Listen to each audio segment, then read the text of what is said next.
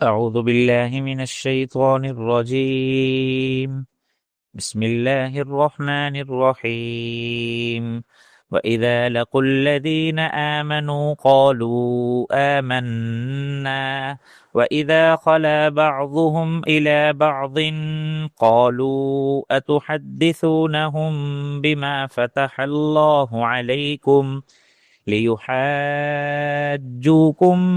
به عند ربكم أفلا تعقلون أولا يعلمون أن الله يعلم ما يسرون وما يعلنون ومنهم أميون لا يعلمون الكتاب إلا أماني وإن هم إلا يظنون فويل للذين يكتبون الكتاب بأيديهم ثم يقولون هذا من عند الله ليشتروا به ثمنا قليلا فويل لهم مما كتبت أيديهم وويل لهم مما يكسبون. سورۃ البقرہ پارہ نمبر 1 آیت نمبر 76 77 78 79. اللہ رب العزت ان آیتوں کے اندر ارشاد فرما رہے ہیں وَإِذَا لَقُوا الَّذِينَ آمَنُوا قَالُوا آمَنَّا، اور جب وہ ملاقات کرتے ہیں تو ان لوگوں سے جو ایمان لائے تو کہتے ہیں کہ ہم ایمان لائے ہیں. وَإِذَا خَلَا بَعْضُهُمْ إِلَى بَعْضٍ قَالُوا أَتُحَدِّثُونَهُمْ، اور جب آپس میں ایک دوسرے کے پاس تنہائی میں ہوتے ہیں تو کہتے ہیں کہ کیا تم ان چیزوں کو بتاتے ہو جو اللہ تعالیٰ نے تم پر کھولی ہیں. لِيُحَاجُّوكُمْ بِهِ عِندَ رَبِّكُمْ، تاکہ یہ لوگ ان کے ذریعے اللہ کے پاس حجت میں تم پر مغلوب کر دیں. افلا تعقلون، کیا تم سمجھ نہیں رکھتے.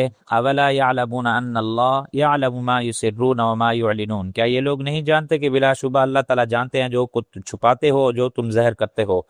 وَمِنْهُمْ أُمِّيُّونَ لَا يَعْلَمُونَ الْكِتَابَ إِلَّا أَمَانِيَّ وَإِنْهُمْ إِلَّا يَظُنُّونَ، اور ان میں سے ایسے بھی جو ہیں جو ان پڑھ ہیں، کتاب کا علم نہیں رکھتے سوائے آرزوں کے، یہ اور وہ لوگ صرف گمانوں میں پڑے ہوئے ہیں. فَوَيْلٌ لِّلَّذِينَ يَكْتُبُونَ الْكِتَابَ بِأَيْدِيهِمْ، پس سو خرابی ہے ان لوگوں کے لیے جو کتاب کو لکھتے ہیں اپنے ہاتھوں سے. ثُمَّ يَقُولُونَ هَذَا مِنْ عِنْدِ اللَّهِ، پھر کہتے ہیں کہ یہ اللہ تعالیٰ کی طرف سے ہیں. لِيَشْتَرُوا بِهِ ثَمَنًا قَلِيلًا، تاکہ اس کے ذریعے خرید لے تھوڑی سی قیمت.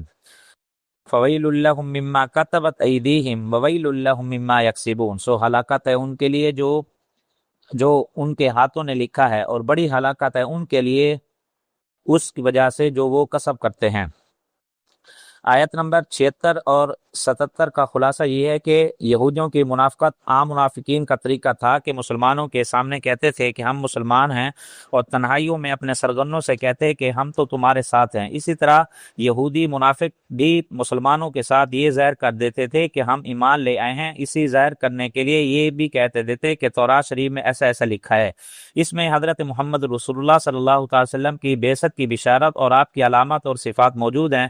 ان علامات اور صفات سے صاف ظاہر ہے کہ آپ باقی اللہ کے سچے اور نبی ہیں اور رسول ہیں. بعض مفسرین نے یہ بھی لکھا ہے کہ جب اہل مدینہ اوس اور خزرج نے یہود مدینہ سے مشورہ کیا تو حضرت محمد رسول اللہ صلی اللہ تعالی وسلم سے ہماری ملاقات ہوئی، ہم لوگ ان پر ایمان لے آئے اور وہ ہجرت فرما کر مدینہ المنورہ تشریف لا رہے ہیں، ان کے بارے میں تم لوگوں کا کیا خیال ہے؟ تو سادہ دل یہودیوں نے کہہ دیا کہ ہاں ان پر بھی وہ ایمان لاؤ، وہ نبی ہیں. جب تنہائیوں میں ایک دوسرے سے ملتے تو آپس میں کہتے کہ تم عجیب لوگ ہو، مسلمانوں کے سامنے حضرت محمد رسول اللہ صلی اللہ علیہ وسلم کی نبوت کا اقرار کرتے ہو اور ان کو یہ بھی بتاتے ہو کہ ان کا ذکر اور ناز صفات اور تورات شریف کے اندر موجود ہیں. یہ تو تم اپنے اوپر حجت قائم کر رہے ہو. جب قیامت کا دن ہوگا مسلمان اللہ کے پاک پیغمبر صلی اللہ علیہ وسلم کے حضور تم پر حجت قائم کریں گے تو تم خود اپنے اقرار سے پکڑے جاؤ گے کہ تم نے ان سے کہا تھا کہ واقعی نبی ہیں اور خود ان کی نبوت کو نہیں مانا. تمہارا اقرار خود تم پر حجت ہوگا، لہٰذا ایسی باتوں کیوں کرتے ہو جو تمہارے خلاف حجت بنے گی؟ تو تم اپنی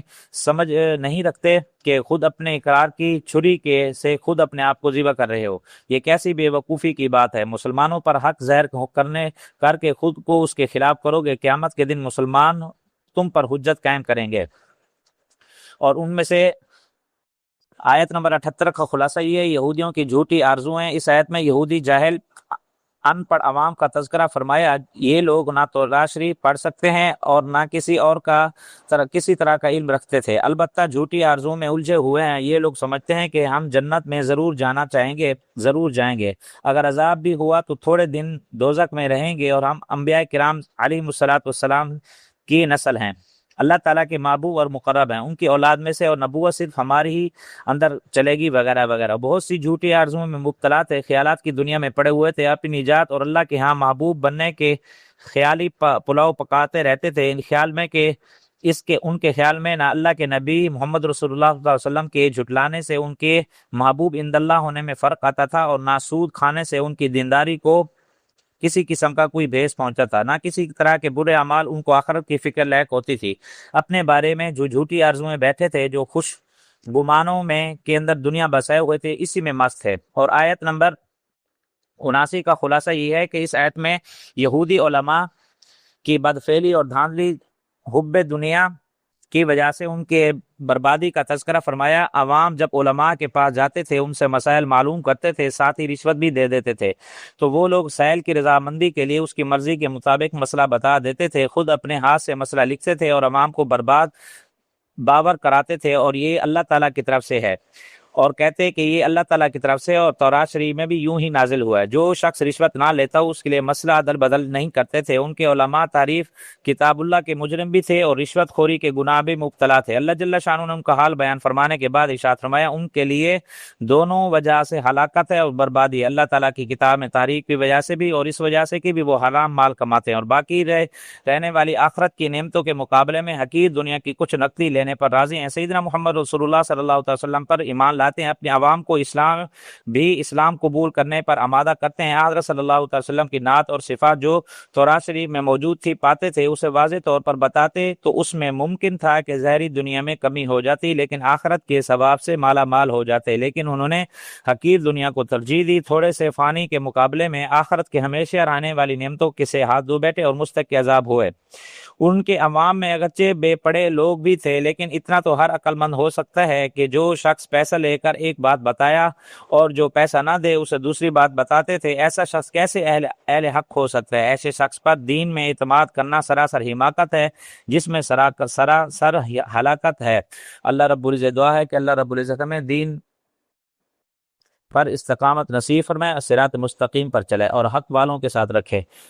آمین۔ واخر دعوانا الحمد للہ رب العالمین۔